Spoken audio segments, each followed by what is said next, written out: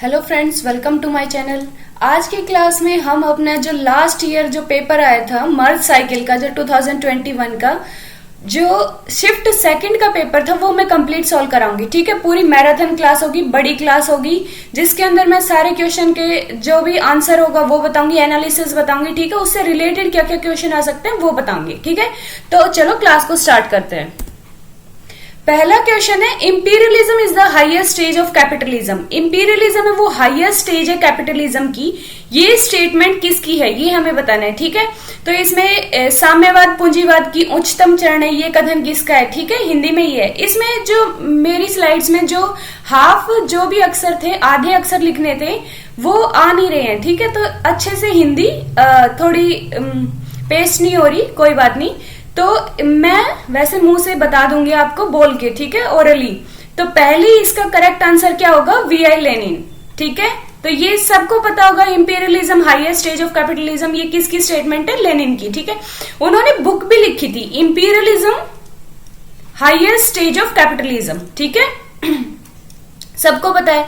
उसके बाद उन्होंने एक इंपॉर्टेंट फैक्ट है, 1916 के अंदर उन्होंने वो बुक लिखी थी और 1917 के अंदर वो बुक पब्लिश हुई थी। ठीक है, आ सकता है क्वेश्चन, बहुत बार आया है, मैच द फॉलोइंग में भी आ सकता है। ठीक है, उसके बाद नेक्स्ट क्वेश्चन पे मूव करते हैं। Who gave the concept of Gaia. Gaia का कॉन्सेप्ट किसने दिया था। गाइया है, गाइया हाइपोथेसिस की बात हो रही है। ठीक है, तो गाइया हाइपोथेसिस या गाइया का कॉन्सेप्ट किसने दिया था। गाइया का कॉन्सेप्ट दिया था जेम्स लवलॉक ने। ठीक है, इंपॉर्टेंट है गाइया हाइपोथेसिस। लास्ट ईयर जो 2020 का पेपर था उसके अंदर भी पूछा गया था। ठीक है, इसलिए आप इग्नोर करके जाओ, ये आपकी बेवकूफी होगी। वहां पे एग्जाम में बैठ के गाइया का कॉन्सेप्ट जरूर पढ़ के जाएं। क्या कहता है गाइया। गाइया हाइपोथेसिस कहती है जो अर्थ है वो एक सुपर ऑर्गेनिज्म है। ठीक है, वो अपने आप को मेंटेन करके रखती है, अपने आप को अपने आप का एक बैलेंस बना के रखती है। ठीक है, उसमें वो एग्जांपल देते हैं सन का और अर्थ का। जो सन है वो 25% मतलब कि 25 टाइम ज्यादा गर्म हो चुका है। ठीक है, जब से अर्थ बनी है साइंटिस्ट के अकॉर्डिंग। बट जो अर्थ है, जब से अर्थ बनी है, उसका टेम्परेचर जो चेंज है वो नेग्लिजिबल है। मतलब कि इतना चेंज हुआ ही नहीं है कि हम उसे मतलब काउंट करें, क्योंकि अर्थ अपने आप को एक ऑर्गेनिज्म की तरह मेंटेन करके रखती है, अपने आप का एक बैलेंस बना के रखती है। ठीक है, गाइया हाइपोथेसिस ये कहती है।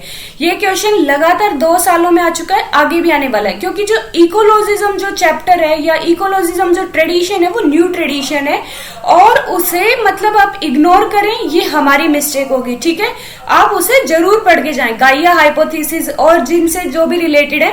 उसके बाद रेचल कार्सन की भी इंपॉर्टेंट बुक है, दैट इज साइलेंट स्प्रिंग। ठीक है, उसके बाद वन्ना सिवा किससे एसोसिएटेड, ये भी इंडियन इकोलॉजिस्ट है जो कि बात करती हैं वुमेन्स के रोल्स की एग्रीकल्चर के अंदर। ठीक है, उसके बाद फ्रिडजिट कैप्रा, इनकी भी एक इंपॉर्टेंट बुक है, द टर्निंग पॉइंट है शायद। ठीक है, नेक्स्ट आता है Will Kymlicka is pioneer of which right. Will Kymlicka किससे एसोसिएटेड है, किस टाइप के राइट्स की बात करती है। तो विल केम्लिका का बात सुनते ही आपके माइंड में आना चाहिए कि ये मल्टीकल्चरलिज्म से एसोसिएटेड है। ठीक है, जो मल्टीकल्चरलिज्म की ट्रेडिशन है उससे एसोसिएटेड है। तो अब हम बात करते हैं किस टाइप के राइट की। तो आपके दिमाग में आ जाना चाहिए कल्चरल राइट की। और ये क्वेश्चन मैं करवा भी चुकी हूँ, जो लास्ट ईयर की सीरीज में डाल रही हूँ कि लास्ट ईयर जो क्वेश्चन आ चुके हैं थीम वाइज, मतलब कि इस टॉपिक पे ये, इस टॉपिक पे ये, तो उसके अंदर मैं ये क्वेश्चन करवा चुकी हूँ मल्टीकल्चरलिज्म पे, जो कि कल्चरल राइट से एसोसिएटेड है। विल केम्लिका, उनकी 2 बुक्स भी हैं जो इंपॉर्टेंट है। एक है मल्टीकल्चरल सिटीजनशिप। ठीक है, मल्टीकल्चरल सिटीजनशिप, जो कि उनकी 1995 की बुक है। ठीक है, नेक्स्ट है उनकी मल्टीकल्चरल ओड एसेज। ठीक है, जो कि उन्होंने 2007 के अंदर लिखी थी। इन चीजों को साथ साथ में एसोसिएट किया करो, माइंड में लिखा करो। ठीक है, और साथ में एक नोटबुक जरूर लेके बैठे। जिन्हें भी मतलब अब तक जिन्होंने रिवीजन नहीं किया है, बिल्कुल ही फ्रेशर हैं, जो मतलब कि ये चाहते हैं कि हम एक साथ सिलेबस कवर कर ले, तो सबसे बेस्ट तरीका है कि हम लास्ट ईयर के क्वेश्चन लगाएं, और वो भी समझदारी से लगाने हैं। ऐसा नहीं है कि हम मतलब कि हमने कुछ पढ़ा नहीं है, ऐसे ही हमने इसका आंसर देख लिया ये आएगा, हमने कोई रिलेट नहीं करना है, बिल्कुल उससे कवर अप नहीं होने वाला। आपको हर ऑप्शन, हर एक चीज को माइंड में लेके चलना है, हर चीज को रिलेट करना है, कहाँ हमने पढ़ा था, किस चीज से रिलेट करना है, ठीक है। तो हर चीज आपके माइंड में एक साथ चलनी चाहिए जब आप क्वेश्चन सॉल्व कर रहे हैं। उसके बाद नेक्स्ट आता है, who among the following is positivistic liberalist.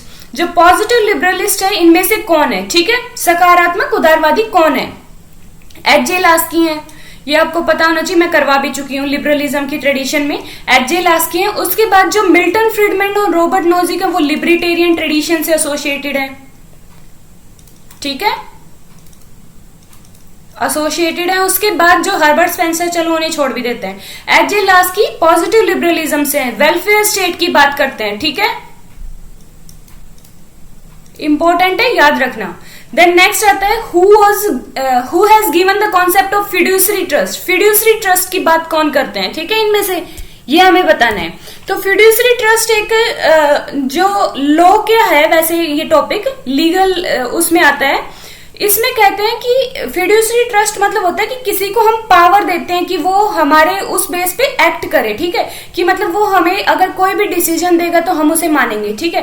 तो जो जॉन लॉक है वो कहते हैं कि जो भी मतलब कि जो पीपल है वो गवर्नमेंट को पावर देते हैं, उन्हें फिड्यूसरी ट्रस्ट मतलब कि अपना ट्रस्ट देते हैं, उस पर अपना ट्रस्ट व्यक्त करते हैं, ठीक है। और जो भी गवर्नेंस है वो फिड्यूसरी ट्रस्ट पे ही बेस है, ठीक है, उनका ये कहना था। तो ये जॉन लॉक का कॉन्सेप्ट है। उसके बाद नेक्स्ट आता है, Karl Popper attack the historicism of. Karl Popper ने किन के हिस्टोरिसिज्म पे अटैक किया है। सबसे पहले कार्ल पॉपर का नाम आते ही आपके माइंड में एक बुक उनकी इंपॉर्टेंट है एक सेकेंड, उनकी बुक है एनिमीज ऑफ ओपन सोसाइटी, नहीं sorry, the open society and it's enemies, ठीक है, open society and it's enemies. बहुत इंपॉर्टेंट बुक है, कई बार इनका मतलब कि आ भी जाता है ये बुक किसने लिखी है, तो एक बुक कार्ल पॉपर ने लिखी है, ठीक है। इसके अंदर वो ओपन सोसाइटी के जो एनिमीज हैं उनके बारे में बताते हैं। तो वो कहते हैं कि जो प्लेटो है, हीगल है, मार्क्स है, ठीक है, तो इनका जो हिस्टोरिसिज्म है वो जो इंडिविजुअल की प्रोग्रेस है उसे मतलब रोक देता है, ठीक है, उसे मतलब आगे बढ़ने नहीं देता। हिस्टोरिसिज्म की वजह से जो इंडिविजुअल का इनिशिएटिव होता है उसके अंदर जो क्रिएटिविटी होती है वो मर जाती है, ठीक है। तो उनकी जो हिस्टोरिसिज्म है, या फिर उन्होंने प्लेटो और मार्क्स को एनिमीज ऑफ ओपन सोसाइटी भी कहा है, ठीक है, ये याद रखना। तो इसमें हमारा क्या ऑप्शन बन जाएगा, प्लेटो और हीगल साथ दे रखे, तो बी ऑप्शन हमारा बिल्कुल सही है। नेक्स्ट आता है, who is the author of email. बहुत आसान क्वेश्चन है, सारे क्वेश्चन अभी तक जितने किए आसान है हमारे, तो इसका आंसर हमारा रूसो, ठीक है, ये तो सबको पता होना चाहिए। इसको इमाइल को जिसे हम कह देते हैं ऑन एजुकेशन, एजुकेशन पे भी इन्होंने इसी बुक में लिखा है, ठीक है, जिसपे ट्रीटीज ऑफ एजुकेशन बोल देते हैं, और सिटीजनशिप के भी ऊपर इन्होंने इस पे लिखा है, ठीक है। नेक्स्ट आता है, political power grows out of the barrel of a gun, whose statement is this. Political power है वो बंदूक की नली से निकलती है, तो ये स्टेटमेंट किन्होंने कही है, बहुत फेमस स्टेटमेंट है। तो ये स्टेटमेंट कही है जो माओ जेडोंग है उनकी है, ठीक है, बहुत फेमस है, आपको पता नहीं पता है कि नहीं, बट पता होना चाहिए, माओ जेडोंग की स्टेटमेंट है। देन नेक्स्ट आता है, VD Savarkar establish. VD Savarkar ने इनमें से कौन सी ऑर्गेनाइजेशन या कौन सी जो संस्था है वो इस्टेब्लिश की थी, वो हमें बताना है। India house, then Azad Hind फौज, अभिनव भारत, उसके बाद है समग्र सावरकर वानगमया। तो ये अभिनव भारत वीडी सावरकर ने इस्टेब्लिश की थी, ठीक है। उसके बाद जो इंडिया हाउस है वो श्यामजी कृष्ण वर्मा जो थे उन्होंने इस्टेब्लिश की थी, ठीक है, कृष्ण वर्मा। साथ में नोटबुक लेके बैठा करो, हर ऑप्शन को मतलब कि एनालाइज किया करो कि ये नहीं है तो क्यों नहीं है, ठीक है। उसके बाद जो आजाद हिंद फौज सबको पता है, जो हमारे नेताजी सुभाष चंद्र बोस थे उन्होंने की थी। तो जो एक और बात है, जो इंडिया हाउस है श्याम कृष्ण वर्मा ने जिन्होंने इस्टेब्लिश की थी, उसके बाद लीडरशिप इसकी बाद में वीडी सावरकर ने भी की थी, ठीक है। और वीडी सावरकर के बारे में एग्जाम में जरूर पढ़ के जाना। हर बार क्वेश्चन आना कंपलसरी है, मतलब आएगा ही आएगा, क्योंकि जो बीजेपी गवर्नमेंट है वो वीडी सावरकर को काफी मानती है, ठीक है। तो क्वेश्चन आना ऑब्वियस बात है, ठीक है। नेक्स्ट आता है, in the opinion of Vivekananda problem of India could not be solved except by, कि जो इंडिया की प्रॉब्लम है उसे हम सॉल्व नहीं कर सकते एक्सेप्ट बाय, कि किस चीज को छोड़ के मतलब नहीं कर सकते। इसमें स्ट्रेटली यही पूछना चाहता है कि हम किस चीज से इंडिया की प्रॉब्लम सॉल्व कर सकते हैं, ठीक है। इसमें थोड़ा नोट और ये लगा के आप कंफ्यूज मत होना। इसमें पहला आएगा, आप पहले ऑप्शंस को एनालाइज करो, ठीक है। इसमें अगर नहीं भी पता हो तो कॉमन सेंस से कर सकते हैं। देखो, sole priority to political objective, तो ऐसा क्यों कहेंगे, वो पॉलिटिकल ऑब्जेक्टिव्स को प्रायोरिटी तो देंगे नहीं।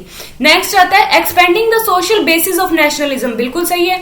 वो सोशल बेसिस, जो नेशनलिज्म का सोशल बेस है उसे एक्सपेंड करने की, उसे बढ़ाने की बात करते हैं, ठीक है। और जो उनका विवेकानंद जी का नेशनलिज्म है वो स्पिरिचुअलिटी पे बेस है, ये भी याद रखना, ठीक है। स्पिरिचुअलिटी, ठीक है। उसके बाद जो उनकी मोरलिटी है वो ह्यूमनिज्म है और यूनिवर्सलिज्म, ठीक है। इन दो चीजों की बात करती है। उसके बाद नेक्स्ट आता है स्पोर्टिंग वर्नाश्रम सिस्टम, ये क्यों बात करेंगे। उसके बाद है और not focusing on cultural and educational, ये तो पहले ही नेगेटिव है, तो बी आंसर हमारा बिल्कुल सही है इसका।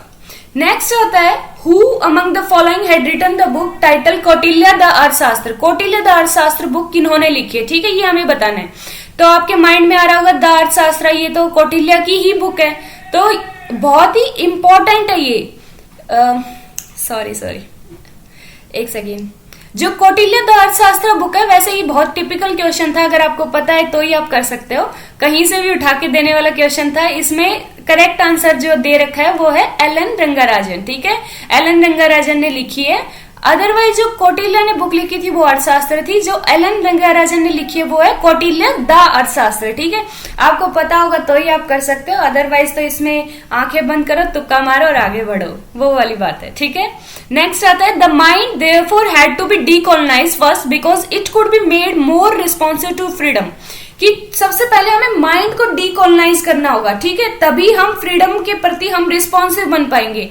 ये स्टेटमेंट किन्होंने बनाई है या किन्होंने बोली है, ये हमें बताना है। तो इसका करेक्ट आंसर होगा स्वामी विवेकानंद जी की स्टेटमेंट है ये, ठीक है। अगर आपको पता है तो ही आप आंसर कर सकते हो, अदरवाइज नहीं कर सकते। देन नेक्स्ट आता है, who considered democracy as a type of society in which political elites are recruited from different social strata, जो पॉलिटिकल इलाइट्स हैं वो डिफरेंट सोशल स्टाटा मतलब डिफरेंट ग्रुप से रिक्रूटेड होते हैं और इंडिविजुअल मेरिट पे रिक्रूट होते हैं। इनमें से कौन ऐसा मानते हैं, ठीक है। तो इसका करेक्ट आंसर होगा जो टीबी बॉटम मेयर है वो मानते हैं, ठीक है, टीबी बॉटम मेयर, ठीक है। तो ये क्वेश्चन भी वैसे बहुत टिपिकल था, बट आपको अगर पता है तो ही आप इसे अटेम्प्ट कर सकते हैं। आपको इलाइट थियरी के बारे में थोड़ा बता देती हूँ। जो इलाइट, पॉलिटिकल इलाइट, काफी राइटर्स ने बात की है, जो कि आते ही रहते हैं, कई बार मैच द फॉलोइंग में आ जाते हैं, कई बार किसी और क्वेश्चन में आ जाते हैं, ठीक है। सबसे पहले जो राइटर है वो है मोसाका, ठीक है, जो कि उनकी बुक थी द रूलिंग क्लास। वो एक रूलिंग क्लास, एक नॉन रूलिंग क्लास, दो क्लासेस की बात करते हैं, ठीक है। नेक्स्ट आता है जो पैरेटो हैं, जो कि सर्कुलेशन ऑफ इलाइट की बात करते हैं, ठीक है, ऑफ इलाइट। और उनकी एक और फेमस स्टेटमेंट है, that is history is the graveyard of aristocracy, या फिर history is the graveyard of elite, ठीक है। ये काफी फेमस स्टेटमेंट है उनकी। और उन्होंने एक और चीज, एक और इंपॉर्टेंट दिया है, वो है गवर्निंग और नॉन गवर्निंग इलाइट्स के बीच में डिफरेंस की बात की है, ठीक है, नॉन गवर्निंग इलाइट के बीच में। ये क्वेश्चन भी मैं इलाइट थियरी में काफी करवा चुकी हूँ, काफी उसके बारे में। देन CW जो सीव राइट मिल है उनकी बात करते हैं, उनकी बुक है द पावर इलाइट, ठीक है। नेक्स्ट आता है जो है रॉबर्ट मिचेल्स, उनकी सबसे इंपॉर्टेंट कॉन्सेप्ट है आयरन लॉ ऑफ ओलिगार्की, ठीक है। और उन्होंने एक और कॉन्सेप्ट दिया है कि मास माइंड, जो इलाइट है वो मास माइंड है, ठीक है, उसे। उसके बाद है गैसेट और एटेगा गैसेट, जिसे जिनका नाम है गैसेट। उन्होंने थियरी ऑफ मास, मतलब कि उन्होंने कहा है मासेस के अंदर कुछ माइनॉरिटीज होते हैं, कुछ मासेस होते हैं, जो माइनॉरिटी होते हैं वो रूल करते हैं, ठीक है, उन्होंने ऐसी थियरी दी है। ये इंपॉर्टेंट थियरिस्ट है इलाइट थियरी के। नेक्स्ट क्वेश्चन पे चलते हैं। Who among the following spotted the new social movement? New social movement को स्पॉट कौन सा ग्रुप या कौन सी क्लास करती है? तो upper class, middle class, then new middle class, उसके बाद लोअर क्लास। तो न्यू सोशल मूवमेंट जो है वो न्यू मिडिल क्लास जो इमर्ज हुई थी उसकी बात कर, वो उसे सपोर्ट करती है, ठीक है। और न्यू सोशल मूवमेंट जो ट्रेडिशनल सोशल मूवमेंट है उनसे डिफरेंट है। कैसे डिफरेंट है? क्योंकि ट्रेडिशनल जो मूवमेंट होती थी वो ओनली जो वर्कर मूवमेंट से मतलब ज्यादातर वर्कर्स मूवमेंट होती थी, ठीक है, वर्कर्स से एसोसिएटेड होती थी, उनके राइट की बात करती थी। बट जो न्यू सोशल मूवमेंट है वो न्यू जो ह्यूमन राइट इश्यूज है उन पे भी बात करती है, गे राइट्स की बात करती है, इकोलॉजिज्म की बात करती है, फेमिनिज्म की बात करती है, ठीक है, हर चीज की बात करती है न्यू सोशल मूवमेंट के अंदर। और जो न्यू सोशल मूवमेंट है उनकी दो राइटर याद कर, दो स्टेटमेंट है। एक है पी पैकिंग, ठीक है, इन्होंने अपनी बुक लिखी थी middle class radicalism, middle class radicalism.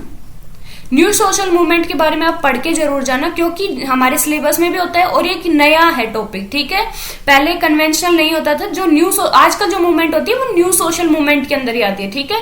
उसके बाद जो मिडिल क्लास रेडिकलिज्म, ये उनकी 1968 की बुक है, ठीक है, और इनके अंदर वो न्यू मिडिल क्लास के बारे में बताते हैं, ठीक है, जो ये क्वेश्चन एसोसिएटेड है। उसके बाद है पाउल बायरेस, एक और सोशल साइंटिस्ट है पाउल BYRC, ठीक है, जो कि कहते हैं कि जो न्यू सोशल मूवमेंट है वो रिलेटिवली डिसऑर्गेनाइज्ड है। ये क्वेश्चन भी एक बार मैंने पहले पढ़ा है कहीं पे कि रिलेटिवली डिसऑर्गेनाइज कौन सी मूवमेंट्स हैं, ठीक है, तो वो न्यू सोशल मूवमेंट के बारे में बात करते हैं। और कौन करते हैं? पाउल बायर्स, ठीक है। नेक्स्ट क्वेश्चन हम मूव करते हैं। विच of the following component is not essential in the political culture? Political culture के अंदर कौन सा कॉम्पोनेंट असेंशियल नहीं है, ठीक है। पहला वैल्यूज है, देन बिलीफ भी है, उसके बाद है इमोशनल एटीट्यूड भी है, ठीक है। ये तीनों चीजें पॉलिटिकल कल्चर में आती है। करप्शन ऐसा नहीं है कि हम करप्शन पॉलिटिकल कल्चर के लिए अंदर ले, ठीक है। और पॉलिटिकल कल्चर क्या होता है ये आपको पता है? Political culture is set of attitude, believes और सेंटिमेंट, ठीक है, मतलब कि जो भी सेंटिमेंट, बिलीव्स, एटीट्यूड्स या फिर जो रिलीजन जो कि हमारे पॉलिटिक्स को इफेक्ट करता है, या फिर जो हम अपने हिरार्कियल मतलब कि पूर्वजों से सीख रहे हैं, ठीक है, वो सब पॉलिटिकल कल्चर के अंदर आता है। तो और इसके प्रोपोनेंट मतलब कि पॉलिटिकल कल्चर के थियरिस्ट कौन कौन है ये याद रखना। पॉलिटिकल कल्चर पे भी क्वेश्चन हमेशा आता है। इसमें अल्मंड, गैब्रियल आलमंड, ठीक है, उसके बाद है सिडनी वर्बा, देन एक बहुत इंपॉर्टेंट है ल्यूशियन पाई, ठीक है, इन्होंने बहुत ज्यादा लिखा है इस पे पॉलिटिकल कल्चर पे। उसके बाद जो आलमंड और वर्बा है उनकी एक बुक थी आलमंड एंड वर्बा, उन्होंने एक क्लासिफिकेशन दिया है पॉलिटिकल कल्चर का। उनकी बुक का नाम है द सिविक कल्चर। ये भी आता है कि ये बुक किन्होंने लिखी है और कब लिखी थी, ठीक है। तो इसके अंदर उन्होंने क्लासिफिकेशन दिया 3 टाइप के पॉलिटिकल कल्चर, ठीक है। पहला है पैरोकियल, ठीक है, जिसके अंदर जो सिटीजन है वो अवेयर ही नहीं होते गवर्नमेंट की पॉलिसीज के बारे में, ठीक है, वो उन्हें पता ही नहीं है कि गवर्नमेंट में क्या चल रहा है। देन नेक्स्ट आता है सब्जेक्ट सेंटर्ड, ठीक है, जिसके अंदर जो सिटीजन है वो ओनली सब्जेक्ट बन के रह जाते हैं। जो भी सेंटर में चल रहा है उन्हें मालूम तो होता है क्या चल रहा है, पर वो उसके अपोजिशन में नहीं बोल पाते। जो भी बोल दिया, जो भी लॉ बन गई उन्हें फॉलो करनी होती है, वो एक सब्जेक्ट की तरह हो जाते हैं, ठीक है, पार्टिसिपेंट नहीं होते वहां पे। थर्ड जो है वो है पार्टिसिपेंट कल्चर, जिसके अंदर सिटीजन जो है वो पार्टिसिपेंट की तरह एक्टिव रोल प्ले करते हैं अपने जो पॉलिटिकल कल्चर है उसके अंदर या पॉलिटिक्स के अंदर, ठीक है। तो ये 3 वो क्लासिफिकेशन दिए, कई बार आ चुका है क्वेश्चन कि इनमें से कौन सा नहीं है या फिर कौन से क्लासिफिकेशन दिए हुए हैं, ठीक है, तो आप याद रखें। उसके बाद नेक्स्ट आता है which of the one of the following countries has no provision of judicial review. इनमें से जुडिशियल रिव्यू का प्रोविजन कौन सी कंट्री में नहीं है, ठीक है, तो ये आप समझ ही गए होंगे। यूएसए के अंदर है, इंडिया के अंदर है, स्विट्जरलैंड के अंदर, यूके के अंदर नहीं है क्योंकि वहां पे पार्लियामेंट सॉवरन है। पार्लियामेंट सॉवरेनिटी है, ठीक है, मतलब कि पार्लियामेंट की संप्रभुता है, ठीक है। नेक्स्ट जो क्वेश्चन है वो है which one of the following is not the basic feature of post modernism. Post modernism का कौन सा फीचर नहीं है वो हमें बताना है। इट बिलीव इन डीकंस्ट्रक्शन, बिल्कुल सही बात है, डीकंस्ट्रक्शन की बात करते हैं। Then it is concern with the concept of femininity, ये कुछ गलत है, ठीक है, क्योंकि फेमिनिटी के कॉन्सेप्ट से फेमिनिज्म कंसर्न्ड है, ठीक है, जो फेमिनिस्ट थियोरिस्ट है वो कंसर्न्ड है। उसके बाद it challenge the accepted theory of international relation, बिल्कुल सही है। Then challenge the meta narrative, जो भी फेमिनिस्ट है वो मेटा नैरेटिव, जितनी भी बड़ी बड़ी थियोरीज है उनको कहते हैं कि उनकी दूसरे नैरेटिव्स देते हैं, ठीक है। तो करेक्ट आंसर हमारा नोट पूछा था तो ये हो जाएगा, ठीक है। बहुत आसान है, आप एलिमिनेशन टेक्निक लगाया करो कि हाँ ये नहीं है, बचे हुए तो होंगे ही, ठीक है। नेक्स्ट है when was the first UN conference on environment held. जो यूएन की पहली कॉन्फ्रेंस एनवायरमेंट की कब, मतलब कहाँ हुई थी, ठीक है। तो Copenhagen, Rio de Janeiro, then next option है स्टॉकहोम, देन कैरो, ठीक है। तो सबसे करेक्ट आंसर है स्टॉकहोम, जो कि 1972 के अंदर हुई थी, पहली कॉन्फ्रेंस थी जो एनवायरमेंट पे हुई थी। उसके बाद इसी कॉन्फ्रेंस की वजह से यूएनईपी बना था 1975 के अंदर, ठीक है, इसका रिजल्ट था। उसके बाद है which one of the following is not the proponent of system theory of international relation. System theory है जो इंटरनेशनल रिलेशन की, जो सिस्टम की बात करती है, तो उसके प्रोपोनेंट कौन नहीं है। मोर्टन कैप्लान है, बिल्कुल है, केनेथ बाउल्डिंग है, CNW, उसके बाद है कार्ल W ड्यूसेक। वैसे मेरे अकॉर्डिंग ये भी है, ठीक है, बट जो ऑफिशियल आंसर की थी उसके अंदर ये दे रखा है कि ये नहीं है, ये कम्युनिकेशन थियरी से एसोसिएटेड है वैसे, ठीक है, बट उसके अंदर भी वो सिस्टम की बात करते हैं। तो ऑफिशियल आंसर में ये है, आप इस पे रिसर्च करना, I will question mark it. Then next आता है ओके, इसके अंदर मैं आपको और बता देती हूँ सिस्टम थियरिस्ट और कौन कौन है। इसके अंदर हम कैप्लान, ओके हो गया हमारा, वॉलस्टीन की भी बात करते हैं, ठीक है, इसके अंदर। उसके बाद जोसेफ नाई की भी बात करते हैं, कोहन की भी बात करते हैं, ठीक है, और कौन, बैरी बुजान की भी बात करते हैं, अलेक्जेंडर वेंडेट की भी बात करते हैं, ठीक है, आई थिंक हो ही गए अब तो। उसके बाद नेक्स्ट आता है not the basic, which of the following is not the basic principle of Hans J Morgenthau. Hans J Morgenthau है, उनके जो 6 रियलिज्म के प्रिंसिपल दिए थे उन्होंने, उनमें से कौन सा प्रिंसिपल नहीं है ये हमें बताना है, ठीक है। Politics is govern by the universal moral values. उसके बाद है politics is rooted in the human nature, then national interest is defined in the term of power, then politics is autonomous sphere of activity. आपको पढ़ने से ही लग गया होगा कि कौन सा नहीं है, मॉरल वैल्यूज, ठीक है। तो मॉरल वैल्यूज पे तो पॉलिटिक्स कभी चलती नहीं है, और मॉरल वैल्यूज की बात रियलिज्म करेगा ऐसा बिल्कुल नहीं है, वो तो लिबरलिज्म का काम है, ठीक है। तो करेक्ट आंसर हमारा नोट वाला यही हो गया। आपको मैं एक बार बता देती हूँ, वैसे आपको पता होना चाहिए कि रियलिज्म के कौन से 6 प्रिंसिपल दिए थे, बट आई विल एक बार मैं आपको बता देती हूँ पढ़ के। Politics is govern by the objective law which have roots in the human nature, कि जो पॉलिटिक्स है उसके अंदर ऑब्जेक्टिव लॉज होते हैं, ठीक है, और जो ह्यूमन नेचर के अंदर इम्बेडेड है, जो यहाँ पे दे रखा है, ठीक है। नेक्स्ट जो उनका है वो है नेशनल इंटरेस्ट, हमेशा पावर की टर्म्स में डिफाइन होगा, ठीक है, कितना मतलब किसकी कितनी पावर है उसके अकॉर्डिंग इंटरेस्ट डिफाइंड होगा। उसके बाद है interest is always dynamic. Third ये है कि इंटरेस्ट हमेशा चेंज होता रहता है, किसी भी कंट्री का इंटरेस्ट चेंज होता रहता है। फोर्थ प्रिंसिपल है abstract moral principles can not be applied to the politics, की मोरल जो प्रिंसिपल है, एब्स्ट्रैक्ट प्रिंसिपल है, वो पॉलिटिक्स के अंदर अप्लाई नहीं कर सकते। और पहला ही क्या दे रखा है, यूनिवर्सल मॉरल वैल्यू, तो ये तो बिल्कुल ही गलत हो गया। वो कहते हैं कि मॉरल प्रिंसिपल अप्लाई ही नहीं हो सकते पॉलिटिक्स के अंदर। नेक्स्ट आता है कोई आइडेंटिफिकेशन नहीं है जो मोरल एस्पिरेशन होती है और जो नेशनल मोरल्स होते हैं उनके बीच में, ठीक है। जो यूनिवर्सल मोरल है और नेशनल मोरल है उनके बीच में कोई आइडेंटिफिकेशन नहीं है, वो दोनों डिफरेंट चीजें हैं। Then next is international politics is autonomous sphere of activity, ये उनका लास्ट प्रिंसिपल है, ठीक है। तो इंटरनेशनल स्फीयर वो ऑटोनोमियस है, इंडिपेंडेंट है। नेक्स्ट आता है India has Kalapani territorial dispute with which country. India को जो कालापानी डिस्प्यूट है वो कौन सी कंट्री के पास है। बहुत आसान क्वेश्चन है, नेपाल के साथ में, ठीक है। ये पेपर बहुत इजी आया था वैसे, इसमें बस 10 या 10 क्वेश्चन ऐसे लगा लो जो ऐसे थे कि हम कर ही नहीं सकते, इतनी बाहर से कि मतलब कि वो तो हमें तुक्के ही मारना है, ठीक है। अदरवाइज तो अगर किसी ने पढ़ा है तो कर सकता था, वो 75-70 तक स्कोर कर सकता था। Which prime minister pursued the foreign policy of extending non-reciprocity concession to the neighboring state? कि जो भी नेबरिंग स्टेट है उनको नॉन रेसिप्रोकल कंसेशन देना है, तो इनमें से कौन से प्राइम मिनिस्टर की पॉलिसी थी? नॉन रेसिप्रोकल होता है मतलब जैसे को तैसा नहीं करना है हमें, कि वो ऐसा करे तो हम भी उनके साथ ऐसा करेंगे। वो स्मॉल स्टेट है, हमें उन्हें कंसेशन देना है, वन साइडेड कंसेशन देना है, ठीक है, अपनी तरफ से आगे बढ़ के उन्हें कंसेशन देना है, ठीक है। तो ये गुजराल डॉक्ट्राइन के अंदर आता है, तो इसका करेक्ट आंसर हमारा हो जाएगा इंद्र कुमार गुजराल, ठीक है, बहुत आसान क्वेश्चन। उसके बाद है in 1954 India sign Panchsheel agreement. India ने पंचशील एग्रीमेंट कौन से स्टेट के साथ साइन किया था? बहुत आसान क्वेश्चन, फिर से चाइना के साथ किया था। पंचशील में करवा भी चुकी हूँ अपनी क्लास में। उसके बाद आता है which one of the following not a feature of India's nuclear doctrine. India की जो न्यूक्लियर डॉक्ट्रिन है उसका फीचर कौन सा नहीं है, वो हमें बताना है। तो मिनिमम क्रेडिबल डिस्टेंस है, बिल्कुल है, एमसीडी। उसके बाद नेक्स्ट आता है no use against friendly countries. ऐसा क्यों होगा? ठीक है, हम फ्रेंडली कंट्री के साथ यूज नहीं करेंगे, ऐसा तो बिल्कुल नहीं होना चाहिए। तो यही करेक्ट आंसर हो जाएगा। नोट पूछा था, नो फर्स्ट यूज करेक्ट है। Note against state having conventional weapon only, ये भी सही है कि किसी स्टेट के पास अगर कन्वेंशनल वेपन है तो हम उन पे यूज नहीं करेंगे, ठीक है। तो हमारा करेक्ट आंसर क्या होगा? No use against friendly countries.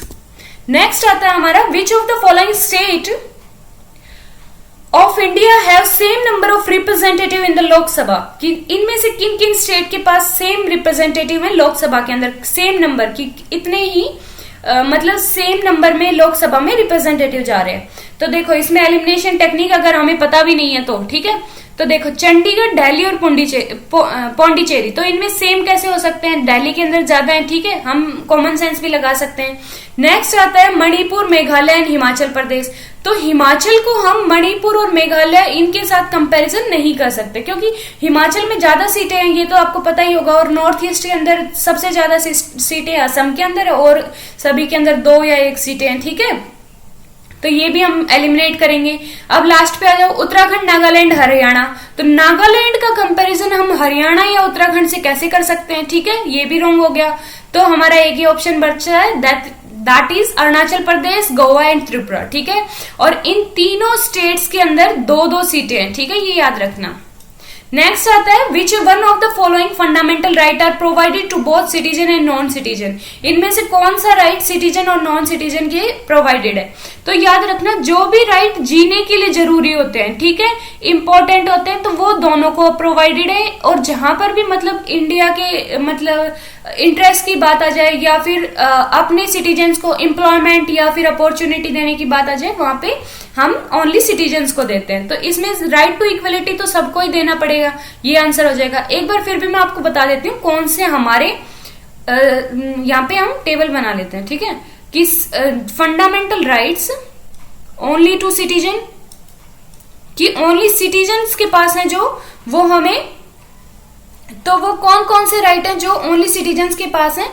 जो आर्टिकल 15 में है, 16 में है, उसके बाद 19 में है, देन 29 में है एंड 30 के अंदर है, ठीक है। ये सारे जो भी आर्टिकल हैं इनमें जो राइट दिए हुए वो ओनली सिटीजन के पास है। देन नॉन सिटीजन के पास कौन कौन से हैं? नॉन सिटीजन के पास 14 में भी है, 20 के अंदर जो है 21A, देन उसके बाद 22, 23, 24, 25, देन 26, उसके बाद आता है 27 एंड 28, ठीक है। ये सारे right citizen as well as alien मतलब नॉन सिटीजन और सिटीजन दोनों के पास है, ठीक है। तो हमारा correct answer right to equality. उसके बाद आ जाता है which one of the following not a factor of for reform in Indian judicial system, कि इनमें से कौन सा फैक्टर नहीं है कि जिससे हम रिफॉर्म करें, ठीक है। मतलब ये पूछना चाहता है कि कौन सा कारण नहीं है कि जिससे रिफॉर्म, मतलब कि देखो दोबारा समझाती हूँ कि सबसे पहले तो इसमें कुछ फैक्टर दिए हुए हैं कि वो जरूरी है हमें, जो जुडिशियल रिफॉर्म मतलब हमें करने ही पड़ेंगे, ठीक है। और कौन सा ऐसा फैक्टर है जिसकी वजह से ऐसा नहीं है कि हमें रिफॉर्म करना पड़े। तो नेक्स्ट आता है इसके आंसर है, देखो सबसे पहले हमारी नजर पड़ी होगी PIL। तो PIL ऐसा फैक्टर नहीं है कि जिसकी वजह से हम रिफॉर्म करें, क्योंकि PIL एक अच्छी चीज है, तो उसकी वजह से हम रिफॉर्म करें तो ऐसा तो नहीं हो सकता। और सारे तो रिफॉर्म्स के लिए हैं ही, आप पढ़ लेना, ठीक है। तो PIL है वो रिफॉर्म्स के लिए कोई जरूरी वो नहीं है, ये PIL बल्कि अच्छी चीज है, ठीक है, वो एक अच्छा इनिशिएटिव है जुडिशरी का। नेक्स्ट आता है which article of the constitution of India lays down that president can not be can not act without the aid and advice of the council of minister, aid और advice के बिना act नहीं करेगा president. तो ये कौन से article में मेंशन है? बहुत फेमस आर्टिकल है 74, ठीक है, 74 आर्टिकल में ये मेंशन है। 74 आर्टिकल कहता है there shall be a council of minister headed by prime minister to aid and advise president, ठीक है, ये उसकी ऑफिशियल लैंग्वेज है। तो वो कहता है कि एक काउंसिल ऑफ मिनिस्टर होगी जो प्राइम मिनिस्टर के द्वारा हेड की जाएगी और वो एडवाइस करेगी, एड देगी, ठीक है, प्रेसिडेंट को। तो उसके बाद इंपॉर्टेंट बात ये है इसमें, जो 42nd अमेंडमेंट हुआ था उसके अंदर ये डाल दिया गया था कि जो प्रेसिडेंट है वो बाउंडेड है कि जो भी एडवाइस और एड दी थी काउंसिल ऑफ मिनिस्टर ने उसे माने ही, ठीक है, उससे पहले ऐसा कुछ नहीं था।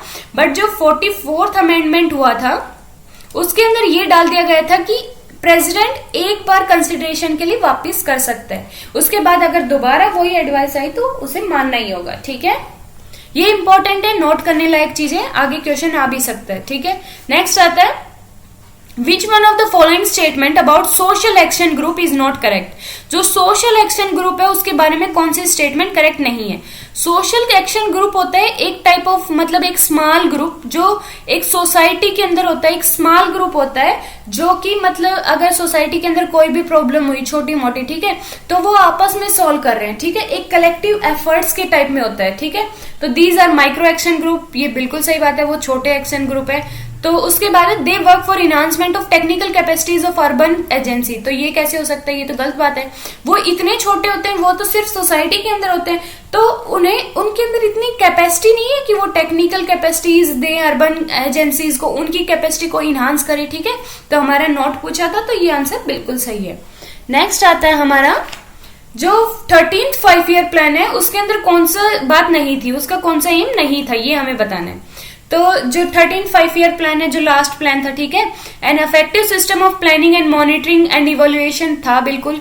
अब इस स्टेटमेंट पे आओ, dismantling the planning process in stages, जो प्लानिंग प्रोसेस है उसे डिसमेंटल करना है। तो कोई भी ऑर्गेनाइजेशन अपने आप को डिसमेंटल करने की बात तो कहेगी नहीं, ठीक है, तो ये स्टेटमेंट ऑब्वियसली गलत है, तो हमारा बी आंसर करेक्ट हो जाएगा, ठीक है। नेक्स्ट आता है हमारा Which one of the following is tribal movement took place in post independence India? India की इंडिपेंडेंस के बाद कौन सी ट्राइबल मूवमेंट हुई, कौन सी मूवमेंट हुई थी, ठीक है, संथाल, देन बोडो, बिरसा, उसके बाद है कोल रिबेलियन। तो इसका करेक्ट आंसर है जो बोडो मूवमेंट हुई थी वो इंडिया के इंडिपेंडेंस के बाद हुई है, ठीक है। बोडो मूवमेंट एक बोडोलैंड के लिए असम से रिलेटेड है। बोडोलैंड जो कि बोडो ट्राइब है वो अपनी लैंड की मांग करती है, बोडोलैंड जिसे कहते हैं वो, ठीक है, तो उसकी मांग करती है। ये पोस्ट इंडिपेंडेंस मूवमेंट है। देन उसके बाद संथाल रिबेलियन जो हुआ था वो 1855 और 56 में हुआ था। इसकी थोड़ी आपकी सेंस होनी चाहिए दिमाग में क्रोनोलॉजी की कि हाँ भाई ये तब हुआ था। उसके बाद ये जो संथाल रिबेलियन है जमींदारी सिस्टम और जो ईस्ट इंडिया कंपनी थी उसके मतलब कि अगेंस्ट में हुआ था, ठीक है, उसके खिलाफ में हुआ था। उसके बाद जो बिरसा मुंडा रिबेलियन हुआ था वो 1899 और 1900 में हुआ था। एंड देन कोल रिबेलियन जो हुआ था वो 1832 और 33 के 1831 से 33 के बीच में हुआ था, ठीक है। तो जो एक और इम्पोर्टेंट बात, जो बिरसा मुंडा जो रिबेलियन हुआ था या फिर बिरसा मुंडा के बारे में जरूर पढ़ना क्योंकि इनकी अभी जयंती थी जिन पे उनकी स्टैच्यू बनाई थी, ठीक है, पीएम ने इनॉग्रेट की है। तो इसके बारे में फिर से क्वेश्चन आने की संभावना है, बहुत मतलब बहुत ज्यादा चांसेस हैं। उसके बाद नेक्स्ट जो क्वेश्चन है, when did first labour agitation occur in India, कि फर्स्ट लेबर एजिटेशन कब हुई थी? ये मतलब कि आपको पता है तो ही कर सकते हो, 1875 में हुई थी, अदरवाइज तो इस पे तुक्का ही मारना पड़ेगा, ठीक है। नेक्स्ट जो क्वेश्चन आता है वो है Frederick Herzberg is famous for which one of the following theory. Frederick Herzberg जो है वो कौन सी थियरी के लिए फेमस है ये हमें बताना है, ठीक है। Human relation theory, then leadership, bureaucratic, then motivation. ये मोटिवेशन थियरी से एसोसिएटेड है फ्रेडरिक हर्सबर्ग, ठीक है। उसके बाद एक और इम्पोर्टेंट बात, जो मोटिवेशन थियरी है उसे इनकी जो मोटिवेशन थियरी है इन्होंने टू फैक्टर थियरी, उसे टू फैक्टर थियरी भी बोलते हैं, ठीक है। क्वेश्चन आ सकते हैं टू फैक्टर थियरी किन्होंने दी, तो ये फ्रेडरिक हर्सबर्ग ने दी थी। और इन्होंने टू फैक्टर कौन से बताए थे, एक हाइजीन फैक्टर बताया था और एक मोटिवेशन फैक्टर बताया था, ठीक है। हाइजीन फैक्टर के अंदर जो भी मतलब कि छोटे छोटे इनिशिएटिव होते हैं, रेस्ट टाइम या फिर संडे को हॉलीडे या टी टाइम, ठीक है, वो सब आते हैं। उसके बाद मोटिवेशन के अंदर आता है जब सोशल रिकॉग्निशन दिया जाए, वैल्यूज को प्रमोट किया जाए, ठीक है, वो सब मोटिवेशन के अंदर। हाइजीन के अंदर वो कहते हैं कि जो भी अगर हम ये सब फैक्टर उन्हें देंगे तो ऐसा नहीं है कि प्रोडक्शन बढ़ जाएगी, बट अगर ये नहीं देंगे तो प्रोडक्शन डिक्रीज जरूर होगी, ठीक है, उनका ये कहना था। नेक्स्ट जो आता है, which one of the following order falls under the zone of indifference propounded bye Chester Barnard. Chester Barnard की थियरी थी जोन ऑफ इनडिफरेंस, ये याद रखना, अगली बार क्वेश्चन भी आ सकता है जोन ऑफ इनडिफरेंस किसकी थी, ठीक है। तो जोन ऑफ ये इसके अंदर कहते हैं कि एम्प्लॉयर और जो एम्प्लॉय होते हैं उनके बीच में एक जोन ऑफ इनडिफरेंस होती है, जहां पर वो जो भी बॉस ने कहा है वो ऐसे ही मान लेते हैं बिना क्वेश्चन के, ठीक है, सब कुछ वैसे मान लेते हैं। तो इसका करेक्ट आंसर क्या आ जाएगा कि अनक्वेश्चनेबली एक्सेप्टेबल, ठीक है। तो ये बी का आंसर करेक्ट है। थोड़ा मॉडरेट लेवल का क्वेश्चन था, बट आपने पढ़ा है तो कर सकते हो।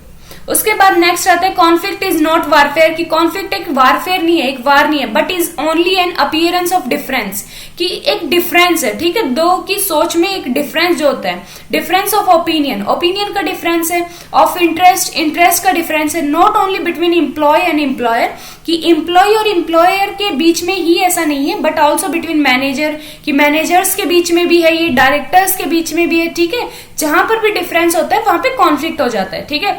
तो ये बात किन की है ये हमें बताना है। सबसे पहले कॉन्फ्लिक्ट का नाम लेते ही आपके माइंड में एक नाम आना चाहिए, वो है मैरी पार्कर फोलेट, ठीक है। तो इसमें करेक्ट आंसर आ जाएगा मैरी पार्कर फोलेट, जिन्होंने कंस्ट्रक्टिव कॉन्फ्लिक्ट की बात की है, ठीक है। कंस्ट्रक्टिव कॉन्फ्लिक्ट की बात करती हैं वो। उसके बाद एक बुक उन्होंने लिखी थी, दैट इज डायनामिक एडमिनिस्ट्रेशन, ये भी याद रखना, डायनामिक एडमिनिस्ट्रेशन, ठीक है। उसके अंदर भी वो कॉन्फ्लिक्ट, कंस्ट्रक्टिव कॉन्फ्लिक्ट की बात करती हैं, ठीक है। उसके बाद नेक्स्ट मूव करें हम, नेक्स्ट आता है हमारा जो पैट्रिक डुनलेवी है, has enumerated which of the 3 component of NPM. NPM के कौन से 3 कंपोनेंट बताए हैं उन्होंने, ये हमें बताना है। अगर ये आपको पता है तो ये आप कर सकते हो, थोड़ा हार्ड क्वेश्चन है। डिसइंटीग्रेशन, कंपटीशन एंड इंसेंटिवाइजेशन इसका करेक्ट आंसर, ठीक है।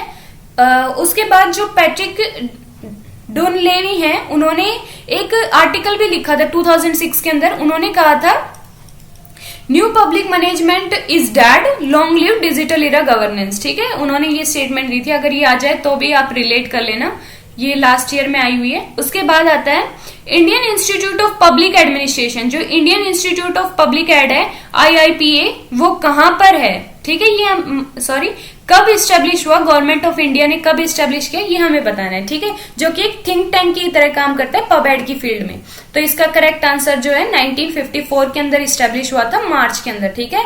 उसके बाद नेक्स्ट जो क्वेश्चन आता है हमारा, Which one of the following committee was appointed to review the civil service examination system?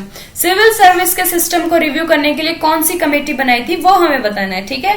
तो इसका करेक्ट आंसर होगा जो सतीश चंद्रा कमेटी है वो बनाई थी, सिविल सर्विस से रिलेटेड आपको माइंड में होना चाहिए। आपको वैसे मैं बता देती हूँ, जो संथानम कमेटी वो 1962 के अंदर बनी थी, जो कि एंटी करप्शन के रिलेटेड थी, ठीक है।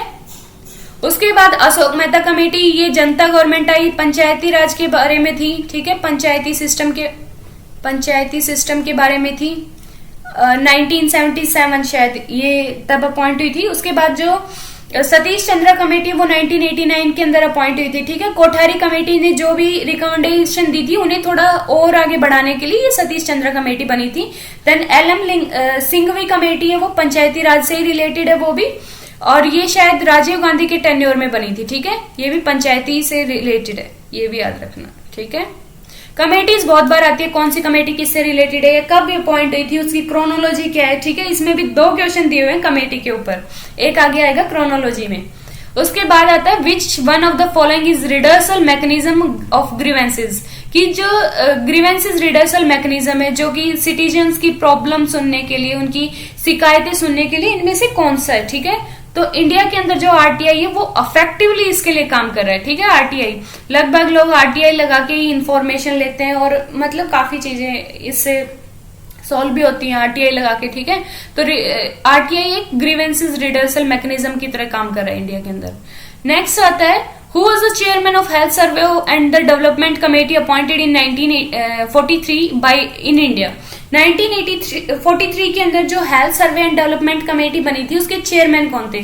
बहुत ही ज्यादा हार्ड क्वेश्चन है, मतलब कहीं से भी उठा के डाला हुआ है, ठीक है, कोई रिलेशन ही नहीं है इसमें। आंखें बंद करो, तुक्के मारो।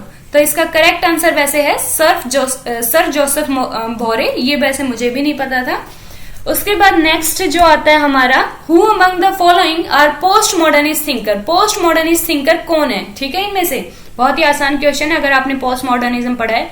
मिशेल फौकॉट है, देन लियोटार्ड है, बहुत आसान है। जॉन रॉल्स आपको पता है लिबरलिज्म से एसोसिएटेड है। इसमें दो ही हमें बताने हैं, ऑप्शंस के अकॉर्डिंग देख लिया करो कि कितने बताने हैं, फिर आप एलिमिनेट कर दिया करो, ठीक है। तो A and C correct answer है।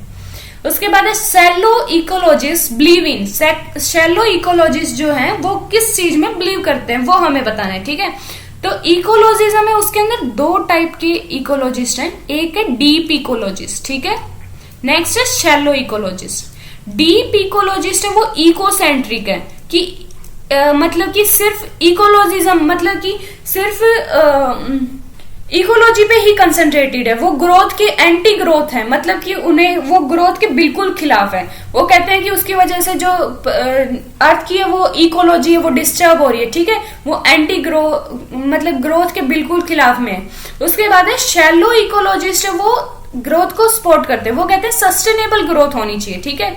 इकोलॉजी भी साथ साथ चले, डेवलपमेंट भी साथ साथ चले, ठीक है। तो दोनों चीजों की बात करते हैं। अब देखो इसमें दो आंसर हमें करेक्ट बताने हैं। देखो एंटी ग्रोथ जो डीप इकोलॉजिस्ट बात करेंगे, इकोसेंट्रिज्म भी वही बात करेंगे, ये है डीप इकोलॉजिस्ट बात करेंगे, ठीक है। तो अब हमारे दो ही ऑप्शन बच गए ए एंड सी, तो करेक्ट आंसर ए हो जाएगा, ठीक है। एलिमिनेट करना सीख लो। उसके बाद आता है who among the following has dubbed Marxism as totalitarian doctrine. इनमें से किन्होंने मार्क्सिज्म को एक टोटलिटेरियन डॉक्ट्रिन कहा है, ठीक है, वो हमें बताना है। कार्ल पॉपर बिल्कुल सही है। कार्ल पॉपर ने मार्क्सिज्म को एनिमीज ऑफ ओपन सोसाइटी भी उसमें भी क्रिटिसाइज किया है, उसके हिस्टोरिसिज्म को भी कार्ल पॉपर ने बिल्कुल क्रिटिसाइज किया। देन उसके बाद हैना अरेंट ने भी टोटलिटेरिज्म पे बहुत कुछ लिखा है, उन्होंने उसे क्रिटिसाइज भी किया है। तो ए और सी हमारा करेक्ट आंसर है, ठीक है। नेक्स्ट जो आता है which of the following book are not written by Confucius. Confucius जो थे उनके द्वारा कौन सी बुक नहीं लिखी गई, नहीं याद रखना, ठीक है। तो बुक ऑफ चेंजेस उन्होंने लिखी है, बुक ऑफ सॉन्ग लिखी है, बुक ऑफ एनिमल और बुक ऑफ समर उनकी नहीं लिखी हुई, ठीक है। तो हमारा B and D correct answer है, बी बिल्कुल सही है। John Rawls believe in. John Rawls हैं वो किस में बिलीव करते हैं? पहला है डिफरेंस प्रिंसिपल, बिल्कुल बिलीव करते हैं। इग्लिटेरियनिज्म में भी बिलीव करते हैं। उसके बाद इंटाइटल प्रिंसिपल एंड लिबर्टेरियनिज्म इसमें नहीं करते, ये रॉबर्ट नोजिक का है, ठीक है।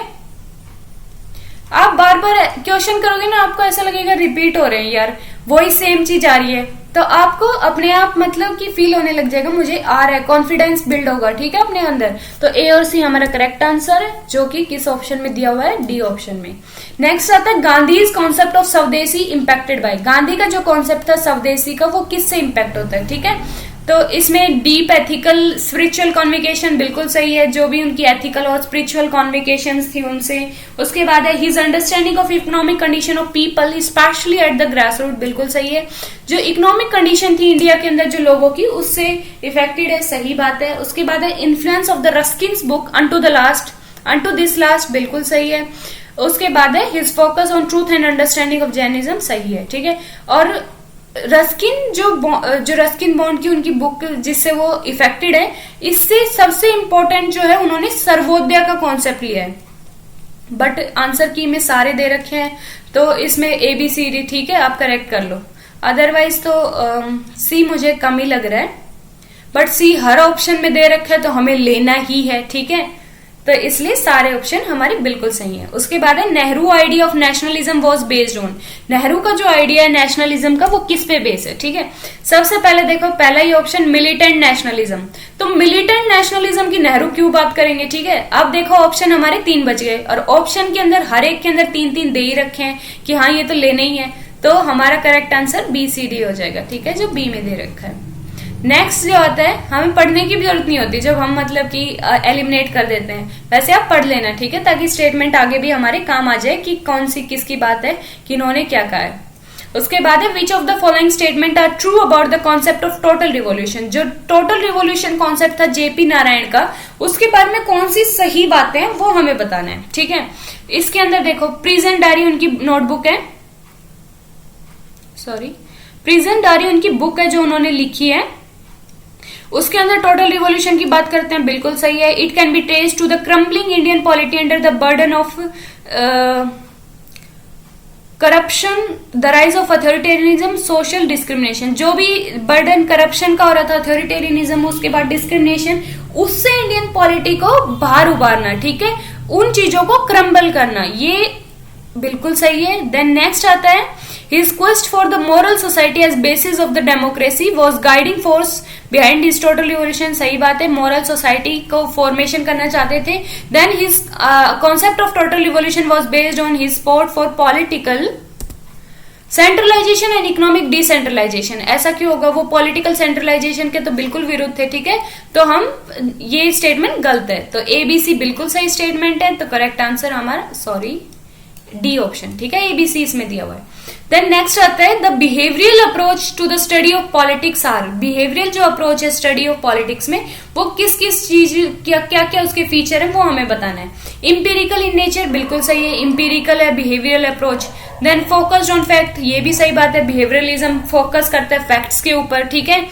उसके बाद है focus on scientific view, scientific view political reality का, सही बात है, साइंटिफिकली वो हर चीज को टेस्ट करता है। उसके बाद है फोकस्ड ऑन फिलोसफी, तो फिलोसफी की बात क्यों करेगा, ठीक है, नॉर्म्स की बात क्यों करेगा, बिहेवियरल अप्रोच नॉर्म्स की बात नहीं करता, वो फिलोसफी की बात नहीं करता, तो डी को हम एलिमिनेट कर देंगे, तो करेक्ट आंसर हमारा ए बी एंड सी बच जाएगा, ठीक है। नेक्स्ट जो आता है Robert पैकिनहैम has outlined the important role of assemblies of Afro-Asian and Latin American countries as। Robert जो पैकिनहैम है, उन्होंने जो एफ्रो एशियन और लैटिन अमेरिकन कंट्री है उनके रोल्स को कैसे बताया, ठीक है। ये क्वेश्चन ऐसा है कि अगर आपको आता है तो ये आप कर सकते हो, अदरवाइज कहीं से भी उठाने वाला है, आपको तुक्का ही मारना पड़ेगा। इसका करेक्ट आंसर होगा जो लेजिटिमेट फंक्शन है वो भी उन्होंने बताए हैं, सेफ्टी वॉल्व फंक्शन भी बताए हैं, उसके बाद एडमिनिस्ट्रेटिव ओवरव्यू बताया, ठीक है। एबीसी करेक्ट आंसर है इसका। डी उन्होंने जुडिशियल एक्टिविटी के बारे में बात नहीं की, ठीक है, तो हमारा करेक्ट आंसर क्या बन जाएगा, A B and C. Next आता है apart from the low income the third world also identified by the presence of.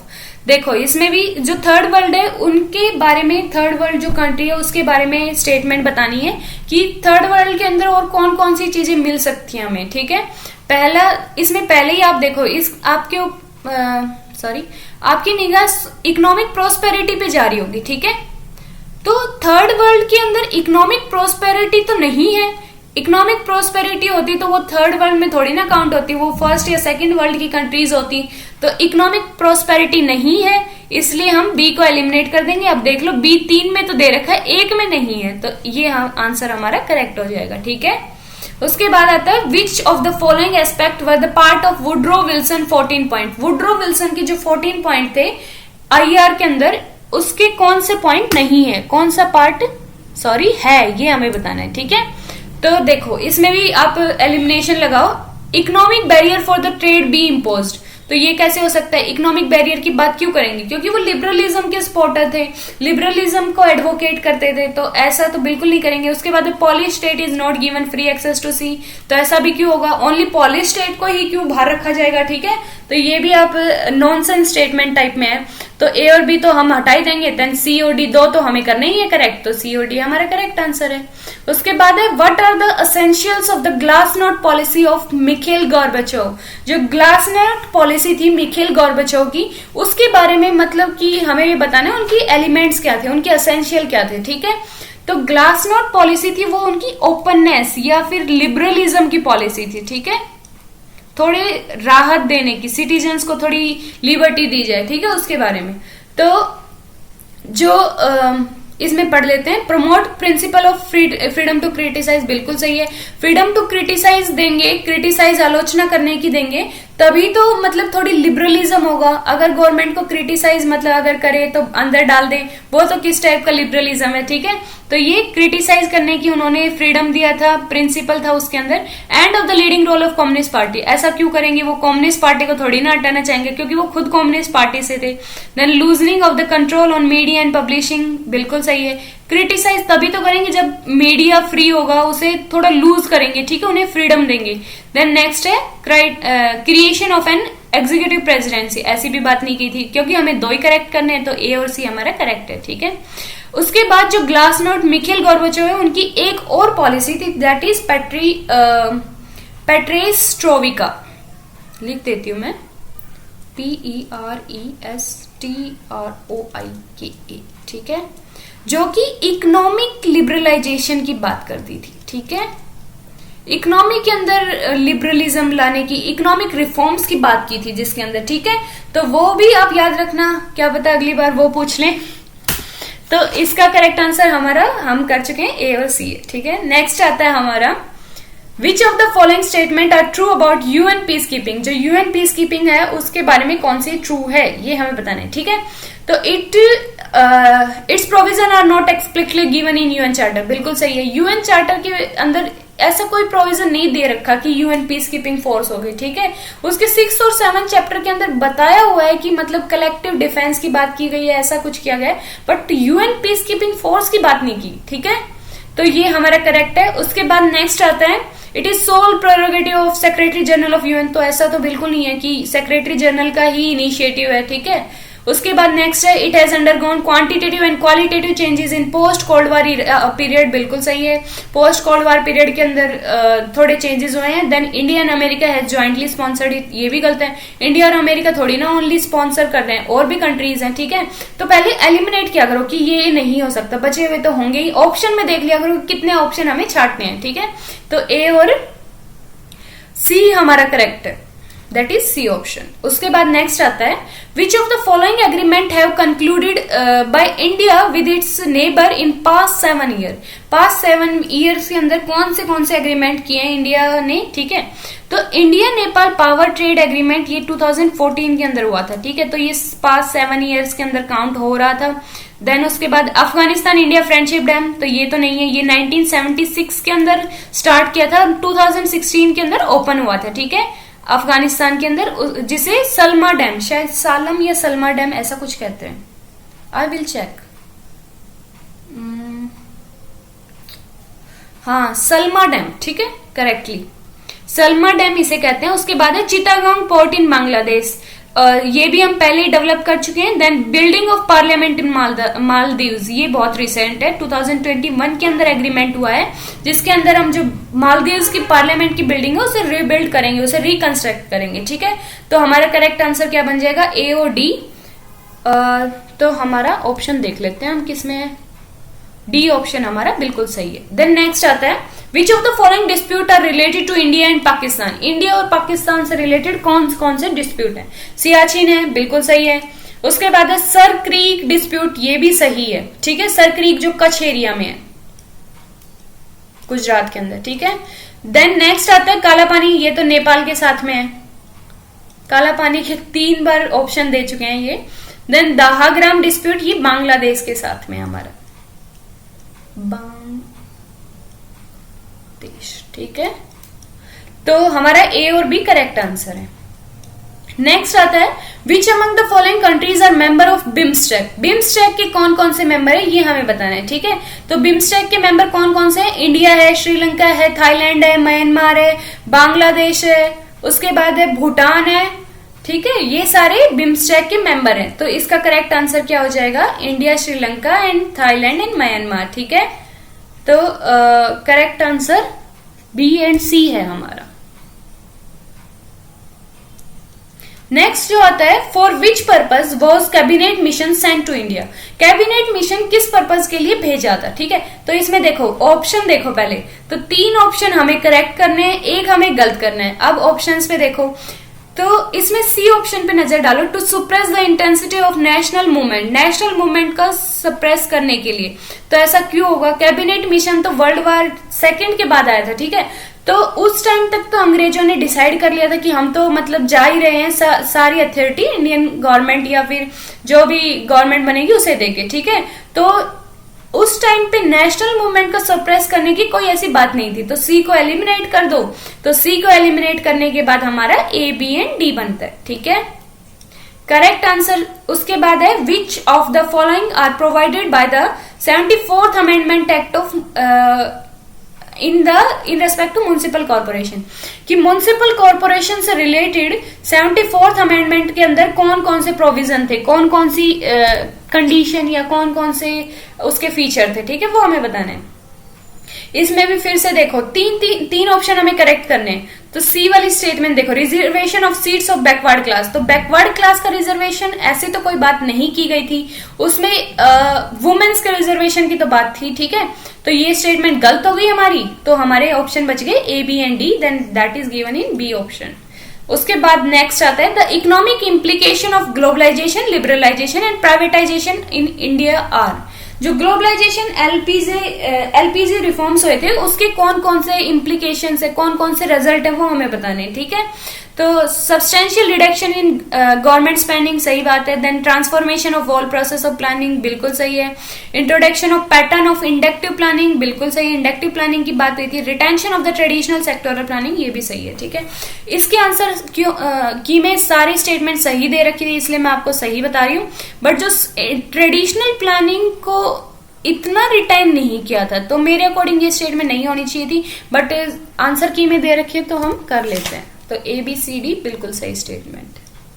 Next जो आता है हमारा वो है which of the following are the seminal work of Frederick Taylor. Frederick W Taylor के कौन कौन से वर्क है ये हमें बताना है, ठीक है। पीस रेट सिस्टम है, then art of cutting metal बिल्कुल है, कंस्ट्रक्टिव कॉन्फ्लिक्ट तो नहीं है, ये मैरी पार्कर फोलेट का है, हम पहले कर चुके हैं, ठीक है। सोप मैनेजमेंट है, तो ए, सी एंड डी हमारा, sorry A, B and D correct answer है, ठीक है हमारा। नेक्स्ट जो हमारा क्वेश्चन है वो है द असेंस ऑफ हावर्थन experiment concluded by Elton Mayo is which of the following. Elton Mayo ने जो हावर्थन एक्सपेरिमेंट किए थे उसके अंदर कौन कौन से एक्सपेरिमेंट है ये हमें बताना है। थोड़ी स्टेटमेंट इन्होंने घुमा रखी है, बट इसके अंदर करेक्टली हमें बताना है हावर्थन के अंदर कौन कौन से एक्सपेरिमेंट थे। तो ग्रेट इल्यूमिनेशन था, ह्यूमन एटीट्यूड एंड सेंटिमेंट था, बैंक वायरिंग था, ठीक है। आर्ट ऑफ कटिंग मेटल तो हमने इससे पहले वाले क्वेश्चन पढ़ ही लिया है, फ्रेडरिक टेलर का है, ठीक है। तो ए, सी एंड डी हमारा करेक्ट आंसर है, ओके। ये सी ऑप्शन में दे रखा है हमारा। नेक्स्ट जो आता है हमारा अकॉर्डिंग टू निकोलस हेनरी, जो निकोलस हेनरी है उनके अकॉर्डिंग 5 A's कौन से हैं एनपीएम के, न्यू पब्लिक मैनेजमेंट के, ये हमें बताना है, ठीक है। अगर ये आपने पढ़ा है तो ये आप आंसर कर सकते हैं। इसके अंदर उन्होंने एजिबिलिटी बताया था, अलर्टनेस बताया था, अकाउंटेबिलिटी बताया था, अलाइनमेंट एंड अडाप्टेबिलिटी, अथॉरिटी की बात नहीं की थी, ठीक है। तो एबीसी हमारा करेक्ट आंसर है। नेक्स्ट आता है which of the following institute and bodies have an important role to play in planning. Planning के अंदर इंपॉर्टेंट रोल कौन कौन सी बॉडी प्ले करती है ये हमें बताना है, ठीक है। तो इसके अंदर भी आप ऑप्शन देखिए, सी ऑप्शन जो है वो कैग दे रखा है, ठीक है। तो कैग जो है वो प्लानिंग के अंदर काम नहीं करती है, कैग अकाउंट्स को ऑडिट करती है, ठीक है। गवर्नमेंटल जो अकाउंट्स हैं उनके ऊपर लाइक एक क्या कहते हैं वो जांच करने का काम करती है, ठीक है, ऑडिट करती है। तो कैग एक पॉलिसी मेकिंग में यूजफुल बॉडी नहीं है। तो एबीडी हमारा करेक्ट आंसर है। देख लेते हैं किस ऑप्शन में, ए ऑप्शन में हमारा करेक्ट है, ठीक है। नेक्स्ट आता है मनरेगा 2019। मनरेगा 2019 के अंदर कौन कौन से स्कीम थे, कौन कौन सी चीजों पे फोकस था ये हमें बताना है, ठीक है। तो वाटर हार्वेस्टिंग, वाटर कंजर्वेशन दोनों सही है, इन दोनों की बात की। Then renovation of traditional water bodies बिल्कुल सही है। Then land development, flood control की बात की थी। देन उसके बाद है rural connectivity to provide all weather access, ये भी ठीक है कि रूरल कनेक्टिविटी की बात की थी ऑल वेदर में।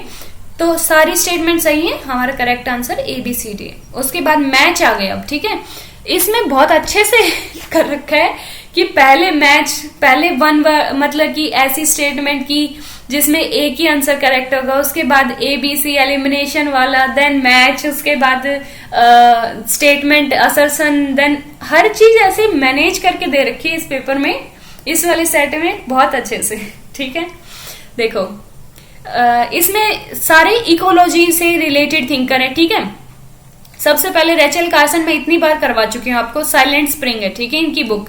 उसके बाद जेम्स लवलॉक हम पहले ही सेकंड नंबर का क्वेश्चन तक करके आए हैं, गाइया हाइपोथेसिस, गाइया से रिलेटेड है, उनकी ये बुक है, ठीक है, Gaia a new look at the life on the earth, ठीक है। उसके बाद जो स्कम्पचर है, EF स्कम्पचर, उनकी स्मॉल इज ब्यूटीफुल बुक है, ठीक है। देन FA कैप्रा है, उनकी टर्निंग पॉइंट बुक है। ये सारे इकोलॉजी से एसोसिएटेड है, सारे इंपॉर्टेंट है, इसलिए एक को भी मिस मत करना, ठीक है। तो इसका करेक्ट आंसर हमारा क्या हो जाएगा, A4C आंसर हमारा करेक्ट है, ठीक है। अगर आपको इसमें एक भी पता है, देखो एलिमिनेट हो रहा है, ठीक है, C4, या फिर रेचल कार्सन से हो रहा है कि नहीं, हो रहा है बिल्कुल, ठीक है, D1, इसमें सारे ऑप्शन इस तरह से सेटेड हैं कि आप एलिमिनेट कर सकते हैं, कुछ B वाले को छोड़ के, ठीक है, और सब तो हैं। उसके बाद नेक्स्ट है, कुछ बुक्स दी हुई हैं, ये हमें बताने मैच करना है। हार्वर्ड वारेंडर की कौन सी है, एडमंड बर्के की कौन सी है, ठीक है।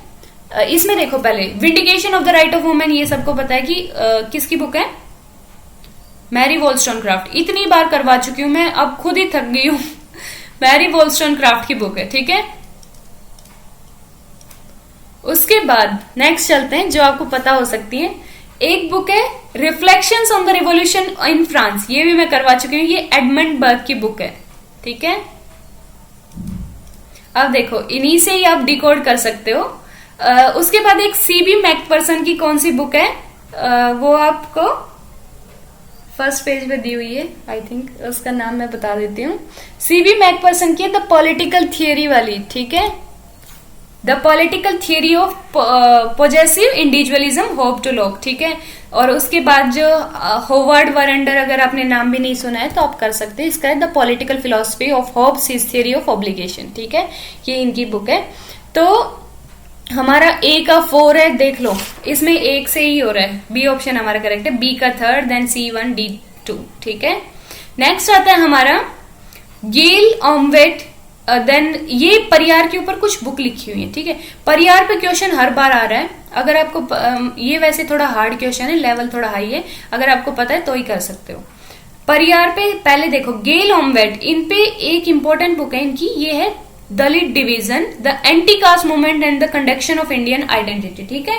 तो ये बिल्कुल सही बात है, इन्होंने ये बुक लिखी थी, ये आप रिमेम्बर मतलब याद कर लो, क्योंकि परियार पे बुक कोई ना कोई तो आई जाती है। इनमें से ऐसा भी हो सकता है कि एक बुक उठा के दे दें, ये किसने लिखी है, ठीक है। तो आप इन ऑप्शंस को माइंड में रखें तो ये आपके लिए बेनिफिशियल है। उसके बाद है के वीरामणि, इनकी बुक थी परियार एंड हिज आइडियोलॉजी, ये कहाँ दी है, 3 पे, ठीक है। नेक्स्ट है N वेलुस्वामी, इनकी जो बुक थी वो थी Periyar the social scientist. And then MD Gopal Krishna की कौन सी बुक थी, Periyar the father of the Tamil race, ठीक है। तो हमारा करेक्ट ऑप्शन क्या बन जाएगा, A4 B3 C1, ओके, देख लेते हैं हम किस में दिया हुआ है, A4 B3 C1, ठीक है, D ऑप्शन में दिया हुआ है, नहीं सॉरी C में दिया हुआ है, तो ये करेक्ट आंसर है। नेक्स्ट फिर से कॉन्फ्रेंसेस दिए हुए हैं कुछ एनवायरमेंट से रिलेटेड, इसमें आप बहुत आसान क्वेश्चन है। स्टॉकहोम कॉन्फ्रेंस है, सबको पता है 1972 की है, देन चिपको मूवमेंट 1973 का है, रियो अर्थ समिट 1992 की है, और लेक कॉन्फ्रेंस 1949 की है, ठीक है। तो हम करेक्ट ऑप्शन क्या करेंगे, A3 B2, ओके, ये हम कर लेंगे, ठीक है। इनमें हम एक आधे मैच करके ऑप्शन एलिमिनेट भी कर सकते हैं, वो आई थिंक सभी को आती होगी वो टेक्निक, ठीक है। तो मैं वो इतना यहाँ पे एक्सप्लेन नहीं कर रही, ठीक है।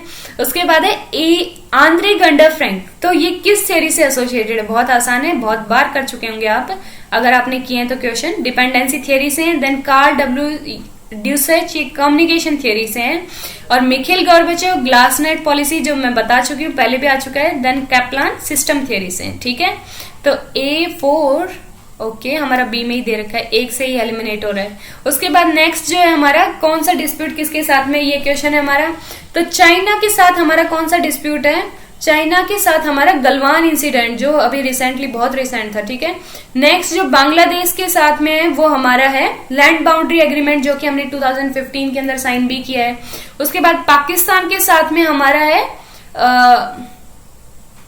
बालीगढ़ हाइड्रो पावर प्लांट जो है हमारा, और नेपाल के साथ में काला पानी, ठीक है। तो A B then B3, A2B3।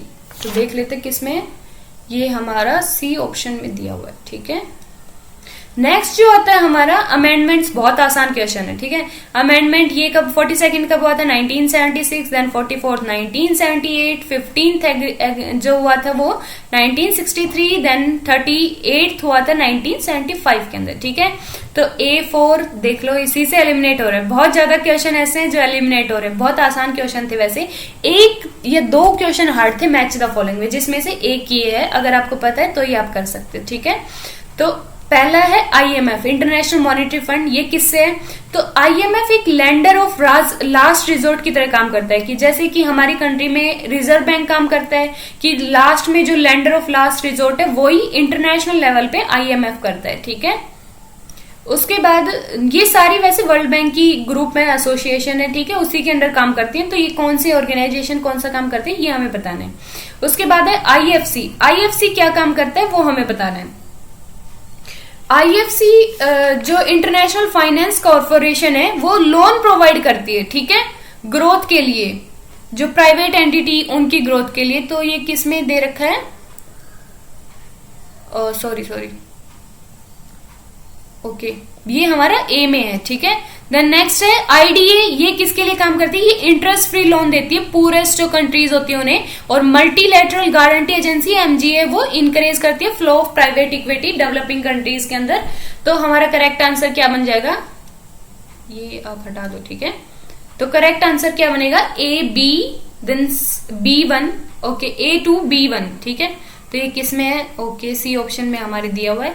फिर से मैच है Frederick Taylor, then Peter Drucker, Chester Barnard, then Abraham Maslow. तो किसकी क्या कौन सी बुक है, क्या कॉन्सेप्ट है, ठीक है, वो हमें करना है। तो फ्रेडरिक टेलर मेंटल रिवोल्यूशन से एसोसिएटेड है। देन पीटर डरकर जो है वो मैनेजमेंट बाय ऑब्जेक्टिव की बात करते हैं। ठीक है, और ये भी बहुत बार आता है मैनेजमेंट बाय ऑब्जेक्टिव कौन बात करता है। ठीक है, चेस्टर बर्नार्ड ये फंक्शंस ऑफ एग्जीक्यूटिव, ये इन्होंने बुक लिखी थी। And Abraham Maslow motivation theory से एसोसिएटेड है। ठीक है, तो करेक्ट आंसर हमारा बनेगा A2। तो ये C ऑप्शन में दे रखा है हमारा। देन नेक्स्ट फिर से आसान क्वेश्चन, एक e governance NEGP, national e governance plan. ठीक है, उसके बाद पंचायती राज 73rd अमेंडमेंट, उसके बाद राइट टू एजुकेशन 2009 के अंदर आया था, ग्रीवेंसेस रिडर्सल मैकेनिज्म, ओम्बेड्समैन सिस्टम जो हमने बनाया। ठीक है, तो हमारा करेक्ट आंसर A2B1, ये किसके अंदर दे रखा है वो देख लेते हैं। A2, ओके, B ऑप्शन हमारा बिल्कुल सही है। ठीक है, नेक्स्ट आता है arrange the phases of evolution of liberalism in ascending order. Liberalism है, उसके फेजेस को हमें असेंडिंग ऑर्डर में लगाना है। ठीक है, तो ये मैं लिबरलिज्म में करवा चुकी हूँ। वैसे लिबरलिज्म के अंदर सबसे पहले आता है नेगेटिव लिबरलिज्म। ठीक है, जिसे क्लासिकल लिबरलिज्म भी बोलते हैं, लिबरलिज्म। देन उसके बाद आया था पॉजिटिव लिबरलिज्म, जिसे वेलफेयर स्टेट की बात की थी जिसमें, ठीक है, या फिर मॉडर्न लिबरलिज्म। उसके बाद उसके अंदर आया था इग्लिटेरियनिज्म। ठीक है, जो कि रॉबर्ट डॉकिन, जिससे हम एसोसिएट कर सकते हैं। लास्ट ईयर में क्वेश्चन आया था लक इग्लिटेरियनिज्म, वो भी इसी से रिलेटेड है। ठीक है, नेक्स्ट आता है जो लिबर्टेरियनिज्म, जो रिसेंट है, जिसे हम कॉन्टेम्परेरी लिबरलिज्म बोलते हैं। ठीक है, समकालीन क्या बोलते हैं लिबरलिज्म को, याद नहीं है मुझे, एकदम से माइंड में निकल गया। तो हमारी इसमें क्रोनोलॉजी लगानी थी, तो नेगेटिव फर्स्ट पे है, देन पॉजिटिव, उसके बाद इग्लिटेरियनिज्म, देन उसके बाद ये लिबर्टेरियनिज्म। ठीक है, CABD। तो हमारा करेक्ट क्या बन गई, CABD। ठीक है, C आंसर हमारा बिल्कुल सही है। नेक्स्ट जो आता है arrange chronologically the text of Plato's in ascending order. Plato के टेक्स्ट है उन्हें असेंडिंग ऑर्डर में लगाना है। ठीक है, तो सबसे पहले प्लेटो ने अपोलॉजी लिखी थी, जिसके अंदर वो डायलॉगिक है। ठीक है, डायलॉग्स हैं। तो अपोलॉजी देने का मतलब ही यही था कि मतलब वो चाहते थे कि आप इससे स्टार्ट करो। इसमें वैसे ऑप्शन दिए हुए हैं ना, उसके अंदर A से स्टार्ट सिर्फ एक ही ऑप्शन है। ठीक है, वैसे आपको क्रोनोलॉजी में बता देती हूँ। उसके बाद उन्होंने रिपब्लिक लिखी थी। ठीक है, नेक्स्ट जो कि रिपब्लिक 375 BC के अंदर लिखी थी। देन उसके बाद स्टेट्समैन लिखी थी, एंड देन लॉज लिखी थी। ठीक है, नेक्स्ट जो क्वेश्चन हमारा आता है, इसमें A से स्टार्ट देख लो, एक ही ऑप्शन है ABDC। ठीक है, नेक्स्ट जो आता है हमारा, arrange the following in ascending order. फिर से गांधी जी के कुछ वर्क्स दिए हुए हैं, तो उसे असेंडिंग ऑर्डर में लगाना है हमें, ठीक है। तो सिविल डिसओबीडियंस मूवमेंट 1930 के अंदर चलाई थी, देन नॉन कोऑपरेशन 1920 की थी, उसके बाद सत्याग्रह जो है चंपारण के अंदर वो 1917 का है, ठीक है। देन इस्टेब्लिशमेंट ऑफ साबरमती आश्रम ये 1915 का है, जब वो भारत आए थे, ठीक है।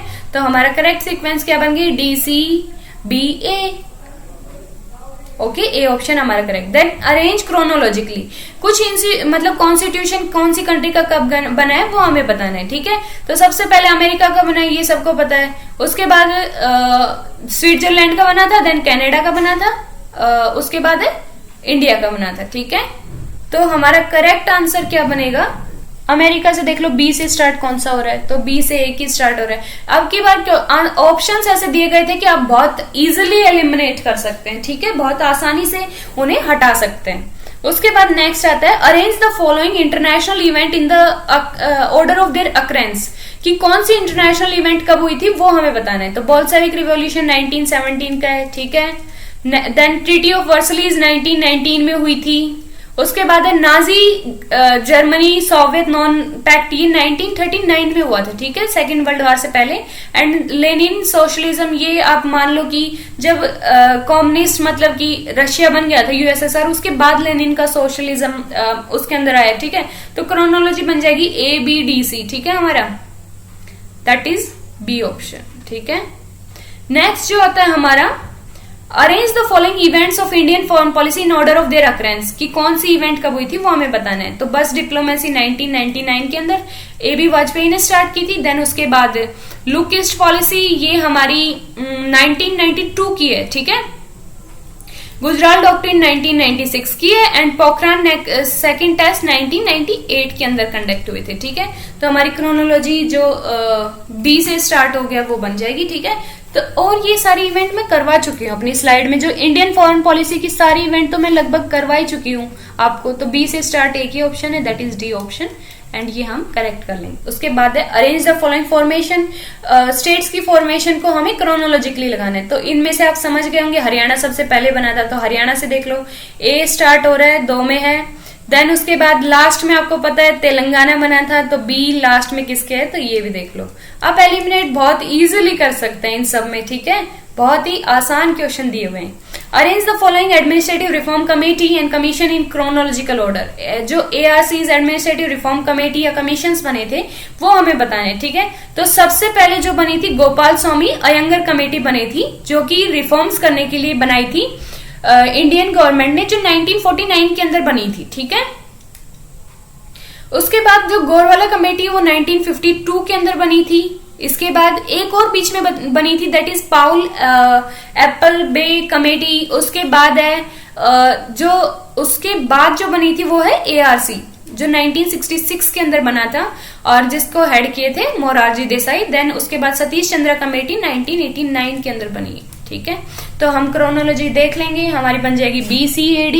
देख लेते हैं किसमें दी हुई है, दैट इज ए आंसर। उसके बाद नेक्स्ट आता है हमारा इवोल्यूशनरी फेजेस, जो हेनरी निकोलस है, उन्होंने कुछ फेजेस दिए थे पबैड के, तो वो हमें लाइन से लगाने हैं कि कौन सा कब बना था, कौन सा फेज कब है, ठीक है।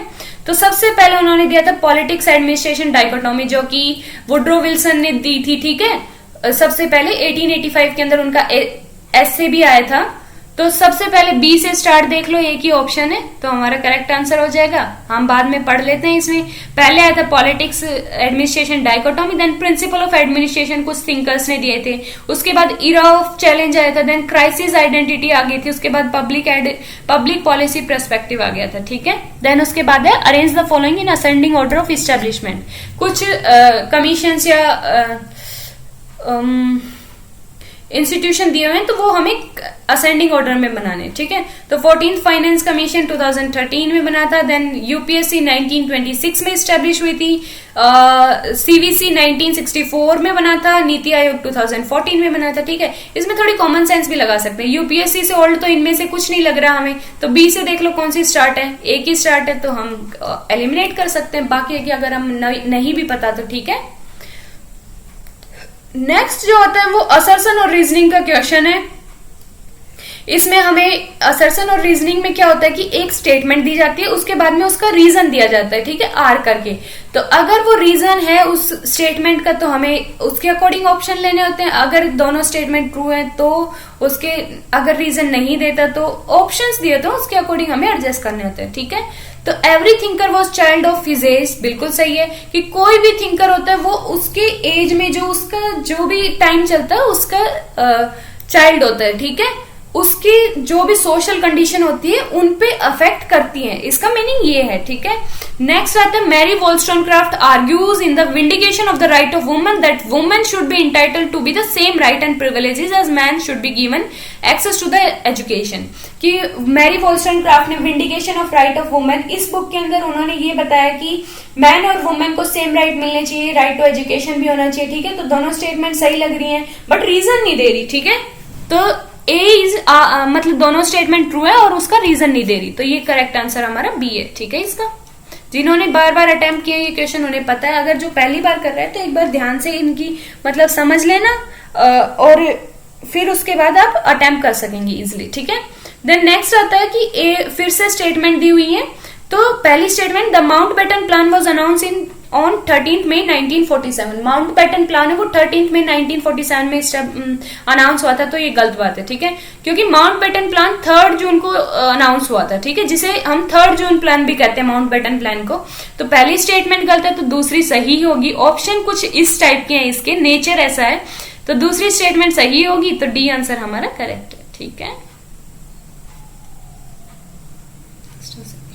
देन नेक्स्ट आता है हमारा, 2 स्टेटमेंट दी हुई हैं, वो हमें बतानी है कौन सी करेक्ट है कौन सी नहीं, या दोनों करेक्ट है या दोनों नहीं, ठीक है। ये स्टेटमेंट वाला है। Hobbes theory of obligation is physical because the subject obeyed the servant out of the fear of punishment.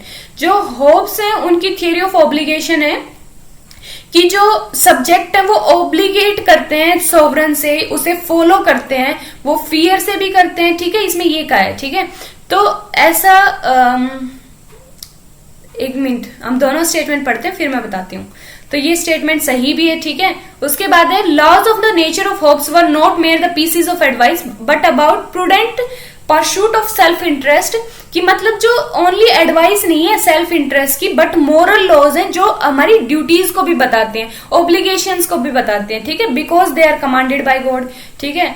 तो ये स्टेटमेंट में भी डाउट है मुझे, दोनों स्टेटमेंट में ही डाउट है, क्योंकि इसमें वो कहते हैं कि वो ऑब्लिग करते हैं, साथ में क्यों करते हैं, क्योंकि उन्होंने कॉन्ट्रैक्ट भी किया हुआ है, ठीक है, सॉवरन ने और सब्जेक्ट्स ने आपस में कॉन्ट्रैक्ट किया हुआ है, ठीक है। तो उसके बाद नेक्स्ट जो स्टेटमेंट है कि कमांडेड बाय गॉड, ऐसा तो होब्स ने नहीं कहा कि गॉड ने कहा है, ये तो होब्स का मतलब कि ऐसा नहीं है। वो स्टेट को सुपर ऑर्गन जरूर मानते हैं बट ऐसा नहीं कहते कि वो कमांड करता है गॉड, ठीक है। गॉड का मार्च भी कहते हैं मतलब स्टेट को, बट ऐसा थोड़ा सा ऐड और होना चाहिए इसमें। तो मेरे अकॉर्डिंग दोनों स्टेटमेंट थोड़ी थोड़ी अधूरी हैं, बट इसमें करेक्ट आंसर जो ऑफिशियल था वो है, दोनों करेक्ट हैं। तो आप यही कर लेना या फिर इस पे थोड़ी रिसर्च कर लेना, ठीक है। देन नेक्स्ट जो स्टेटमेंट है, social structures values and attitude have been impacted by the process of globalisation, बिल्कुल सही है। ग्लोबलाइजेशन ने सोशल जो स्ट्रक्चर है, वैल्यूज है, एटीट्यूड्स है, उन्हें इम्पैक्ट किया है, ठीक है, ये सही बात है। देन नेक्स्ट आता है, globalisation has noticeably impacted cultural identity, बिल्कुल सही है। कल्चरल आइडेंटिटी है, हार्मनी है, उसे भी इम्पैक्ट किया है ग्लोबलाइजेशन ने, सही बात है। दोनों सही बात है, दोनों स्टेटमेंट ट्रू है। नेक्स्ट आता है हमारा, स्टेटमेंट दी हुई है 2, Second Administrative Reform Commission in its 7th report entitled Capacity Building for Conflict Resolution dealt with the illegal immigration into the Northeast and drew attention towards having a multi-purpose national identity card for citizen, ठीक है, जिसे हम NRC बोलते हैं, ठीक है। जो भी डिस्प्यूट आया था NRC का या NPR का, ठीक है, वो इसी से ही आया था। वो कहते हैं कि capacity building for conflict resolution, second जो एडमिनिस्ट्रेटिव कमीशन उनकी 7th रिपोर्ट थी, उसका टाइटल था ये, ठीक है। उसके अंदर वो इलीगल इमिग्रेशन की बात करता है जो नॉर्थ ईस्ट के अंदर होता है, तो वो उसके अंदर नेशनल आइडेंटिटी कार्ड की भी बात करता है सिटीजन्स के लिए। बिल्कुल सही बात है, अगर ये आपने रिपोर्ट पढ़ी है तो ही आप इसका आंसर कर सकते हैं। बहुत मतलब लेवल थोड़ा ज्यादा हार्ड है। नेक्स्ट आते हैं Lokvani is public private enterprises partnership project at Sitapur district in the UP which was initiated in December 2009। ये गलत स्टेटमेंट है, ये 2004 के अंदर इनिशिएट हुआ था, ठीक है। तो ये भी आप नहीं कर सकते क्योंकि आपको नहीं पता होगा। इसके अंदर काफी स्टेटमेंट है, पब्लिक प्राइवेट है कि नहीं वो भी हमें देखना पड़ेगा, देन कौन से डिस्ट्रिक्ट में कहाँ है, डेट क्या है, ठीक है। तो काफी चीजें दे सकती हैं, तो इसमें भी हम इतना नहीं कर सकते, बहुत हार्ड लेवल का है, ठीक है। तो इसमें सेकंड स्टेटमेंट गलत है, पहली सही है। तो हमारा करेक्ट आंसर क्या हो जाएगा, first is correct, second is incorrect, ठीक है। ये थोड़ा लेवल हार्ड था। अब मैंने जो नेक्स्ट जो 10 क्वेश्चन थे वो इस पे पैराग्राफ पे थे, मतलब पैसेज दिया हुआ था उस पे थे, ठीक है। तो वो मैंने नहीं करवाए हैं क्योंकि उसमें हमें बार बार स्लाइड्स चेंज करनी पड़ती या फिर मुझे बार बार पैसेज टाइप करना पड़ता, तो इसलिए मैंने वो यहाँ पे नहीं डाला है। और अब जो फर्स्ट शिफ्ट का पेपर था, शिफ्ट 1 का, वो भी 2 दिन के अंदर मैं अपलोड कर दूंगी, ठीक है। और हमारे एग्जाम की डेट आ गई है जो 11 अक्टूबर है, तब तक हमें पूरा रिवीजन करना है अच्छे से, ताकि हम अपने पेपर में जाके अच्छे से अटेम्प्ट कर पाए, ठीक है। वहां पे हमारे साथ ऐसा ना हो कि हमने ये चीजें सुनी नहीं है, ठीक है। तो हमें कंप्लीट रिवीजन करना है अच्छे से। उसके बाद आप जब क्वेश्चंस अटेम्प्ट कर रहे हैं पेपर के या फिर पेपर को उसका एनालिसिस देख रहे हैं, तो उसमें नोटबुक साथ में लेके बैठा करो, ठीक है। कि जो चीज हमें नहीं आती वो हम नोट कर ले, ताकि आगे अगली बार जो भी क्वेश्चन है उसे हम कर पाए, ठीक है। उसके साथ में जो भी पीजी लेवल पे एग्जाम हो रहे हैं, जैसे कि CUET पीजी अभी जो एग्जाम हुआ था, उसका एनालिसिस भी साथ में जरूर देखना, क्योंकि वहां से भी काफी क्वेश्चन आएंगे, उसका लेवल थोड़ा काफी ठीक सा था, ठीक है। DUET जो पीजी का होगा टेस्ट, वो भी आप जरूर देखना उसका एनालिसिस, ठीक है। उसके बाद इंपॉर्टेंट बात क्या है कि और क्या इंपॉर्टेंट रह गया हमारा, I think these suggestion are enough, ठीक है। मुझे और कुछ याद आएगा तो मैं आपको बताती रहूंगी जो आपको हेल्प करेंगी, ठीक है, प्रिपरेशन में। इसी नोट के साथ मैं क्लास एंड करती हूँ। अगर वीडियो पसंद आई है तो लाइक कर देना, अगर और चैनल को सब्सक्राइब कर लेना, ताकि लेटेस्ट अपडेट मैं आपको देती रहूं, ठीक है। उसके बाद अभी हम क्लास को एंड करते हैं। Thank you so much.